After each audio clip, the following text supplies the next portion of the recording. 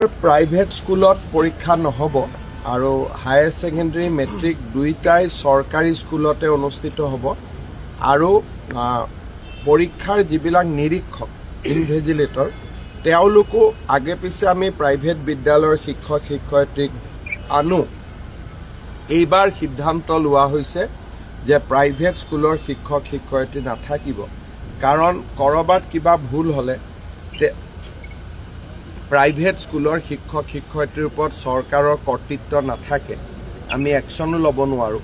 সেইকাৰণে এইবাৰ আমি কৈছোঁ যে যিহেতু বহুতখিনি নিযুক্তিও হৈ গ'ল, সেইকাৰণে চৰকাৰী বিদ্যালয়ৰ শিক্ষক শিক্ষয়িত্ৰীসকলেই পৰীক্ষাৰ নিৰীক্ষণৰ দায়িত্ব ল'ব। শ্বৰ্টেজটো মেকআপ এতিয়াতো কোনো শ্বৰ্টেজ নাই। যোৱা কেইদিনমানত 10,000তকৈ বেছি শিক্ষক শিক্ষয়িত্ৰী নিযুক্তি হৈছে আৰু ফেব্ৰুৱাৰী মাহত আৰু 5,000মান শিক্ষক শিক্ষয়িত্ৰী নতুনকৈ নিযুক্তি হোৱাৰ সম্ভাৱনাও আছে।